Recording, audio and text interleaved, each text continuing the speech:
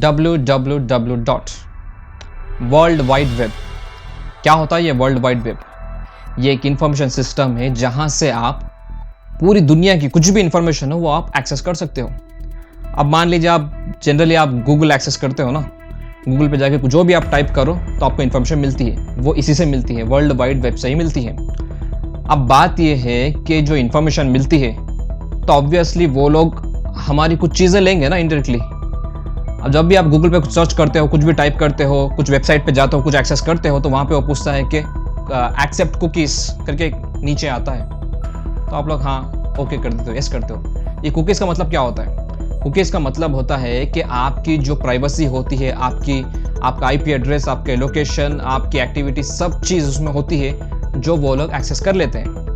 तो जब हम ये सब चीज़ें उनकी परमिशन उनको दे देते हैं तो ऑब्वियसली वो लोग एक्सेस कर लेते हैं। लेकिन बात यह है कि अब यहाँ पे आईपी एड्रेस क्या है? आईपी एड्रेस वो होता है जब आप कोई भी डिवाइस अपना इंटरनेट से कनेक्ट करते हो, तो जो इंटरनेट प्रोटोकॉल होता है ना, जब एक्सेस हो जाता है ना, तो आपका आईपी एड्रेस तभी जनरेट हो जाता है। मान लीजिए कोई भी चीज़ हो, सिस्टम हो या फिर आपका मोबाइल हो, जो भी हो, जब आप किसी इंटरनेट को कनेक्ट कर लेते हो, इंटरनेट को कनेक्ट करते ही आपका आईपी एड्रेस जनरेट हो जाता है। तो आईपी एड्रेस से आपको ट्रैक किया जा सकता है, आपको ट्रेस किया जा सकता है, आपकी लोकेशन ट्रेस की जैसी हर चीज़ ट्रेस किया जा सकता है।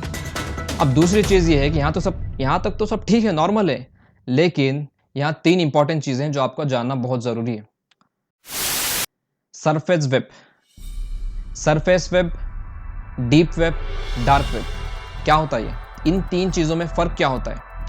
सरफेस वेब का मतलब वो होता है कि हम जो नॉर्मल चीज़ें होते हैं, हम जो करते हैं अपने डिवाइस पे, मान लीजिए आपको कोई चीज़ खरीदनी हो, आप फ्लिपकार्ट पे जाते हो, अमेज़ॉन पे जाते हो, कहीं भी जाते हो, लेकिन जब आप कुछ सर्च करते हो, मान लीजिए आप एक फ़ोन सर्च करो, सैमसंग का फ़ोन सर्च कर रहे हो, आप वहाँ जाके टाइप करोगे हाँ फला मॉडल का मुझे ये पीस चाहिए, आपने देख लिया, आपको पसंद आया नहीं, बात की बात है, लेकिन आप छोड़ दोगे, चले जाओगे। लेकिन तभी आप दूसरे वेबसाइट पे आप मान लीजिए यूट्यूब है, यूट्यूब पे जाके आप कुछ वीडियोस देख रहे हो, तो वहाँ पे आपको एडवर्टाइज में बताएगा कि सैमसंग का वही फ़ोन आपको बताएगा। वो कैसे बताएगा?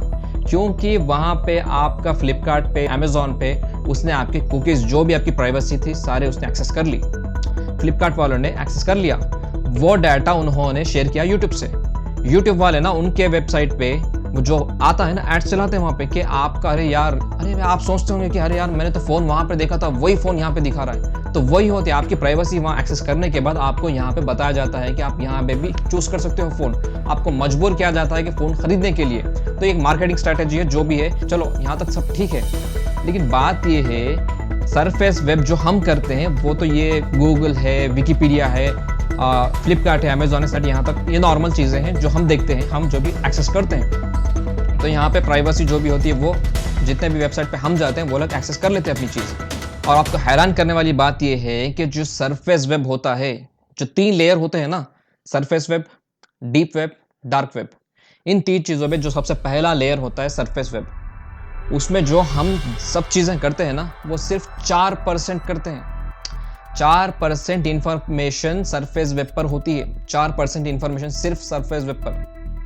मतलब इंटरनेट पे हम जो भी चीज़ें देखते हैं, करते हैं, हम सोचते हैं कि यार इतना बड़ा है, इतना जो भी ढूंढो मिल जाएगा। सिर्फ 4% इंफॉर्मेशन हमको वर्ल्ड वाइड वेब से मिलती है। बाकी की 96% इंफॉर्मेशन कहाँ है? बाकी की 96% इंफॉर्मेशन ये डीप वेब और डार्क वेब में है। अब दूसरी चीज़ है डीप वेब।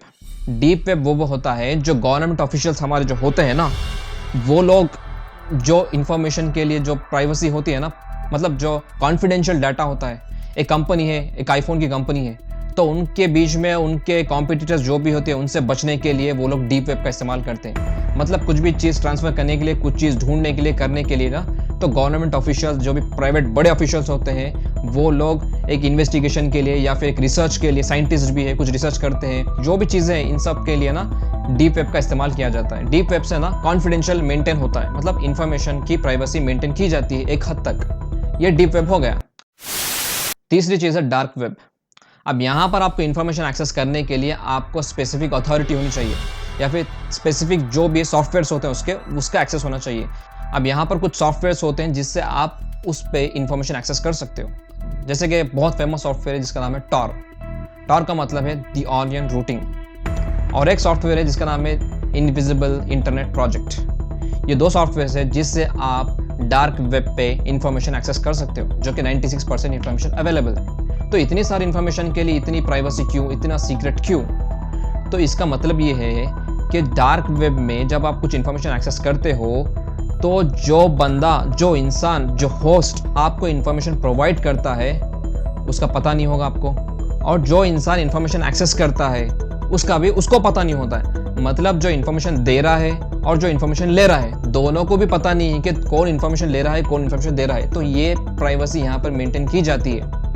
अगर वही सरफेस वेब में देखा जाए तो इंफॉर्मेशन जैसे कि फ्लिपकार्ट है, वो इंफॉर्मेशन आपको जो भी है दे रहा है, डाटा आप एक्सेस कर रहे हो, तो आपके आईपी एड्रेस से आपका डाटा, आपकी प्राइवेसी देखी जा रही है। तो आपको पता है कि आप फ्लिपकार्ट एक्सेस कर रहे हो, उनको पता है कि आप एक्सेस कर रहे हो।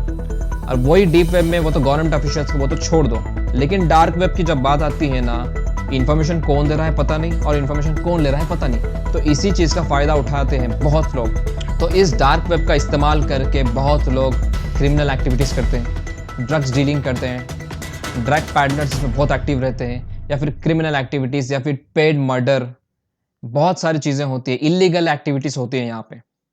तो ये इलीगल एक्टिविटीज़ के लिए ये चीज़ यूज़ किया जाता है। तो इसमें पता ही नहीं चलता होस्ट कौन है या फिर क्लाइंट कौन है, ये सब पता नहीं चलता। सरफेस वेब में पता चल जाता है, डीप वेब में वो तो ऑफिशियल्स के लिए है, तो उनके पास जेन्युइन वेबसाइट का यूआरएल होना चाहिए, वो अलग बात है। तो ये चीज़ें होती हैं डार्क वेब में।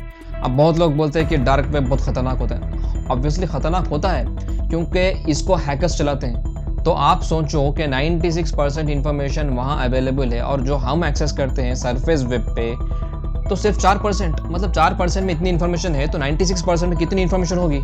अब यहाँ दो चीज़ें हैं। आप बोल रहे होंगे कि अरे यार नहीं, हम तो VPN यूज़ कर ले सकते हैं। हाँ, तो VPN का मतलब है वर्चुअल प्राइवेट नेटवर्क। इससे क्या होता है कि अगर एक कंट्री में एक वेबसाइट बैन है तो वो वेबसाइट को आप एक्सेस नहीं कर सकते हो। तो वेबसाइट को एक्सेस करने के लिए आपको वर्चुअल प्राइवेट नेटवर्क यूज़ करना होगा। उससे क्या होता है कि आपकी जो जियो लोकेशन होती है वो चेंज हो जाती है। मान लीजिए मैं तो इंडिया का हूँ, इंडिया से अगर मैं कोई वेबसाइट एक्सेस कर रहा हूँ जो एज रिस्ट्रिक्टेड है, तो मुझे तो वो वेबसाइट ओपन नहीं होगी।